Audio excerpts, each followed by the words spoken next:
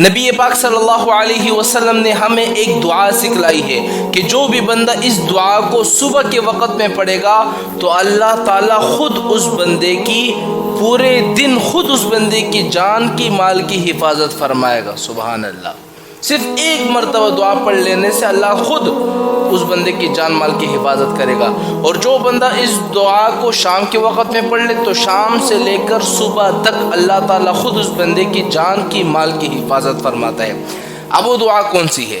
اب میں آپ کو وہ دعا بتلاتا ہوں، لیکن اس دعا کو بتلانے سے پہلے میں آپ کو ایک واقعہ سناتا ہوں اس دعا کے متعلق، تاکہ آپ کو یقین ہو جائے کہ کس طرح اس دعا میں طاقت ہے۔ ایک دفعہ حضرت ابو دردہ رضی اللہ تعالی عنہ کے پاس ایک شخص آیا اور اس نے کہا کہ اے ابو دردہ، تمہارا مکان جل گیا ہے۔ حضرت ابو دردہ نے کہا کہ نہیں جلا، نہیں۔ دوسرا شخص آ گیا، اس سے کہا کہ ابو دردہ تمہارا مکان جل گیا ہے۔ اس نے کہا کہ نہیں جلا۔ تیسرا شخص آیا اور تیسرے شخص نے آ کر کہا کہ ابو دردہ آگ جل رہی تھی، لیکن جیسے ہی تمہارے گھر کے پاس آگ پہنچی تو وہ آگ خود بخود بجھ گئی۔ حضرت ابو دردہ رضی اللہ تعالی عنہ نے کہا کہ میں جانتا تھا کہ ایسا ہی ہوگا۔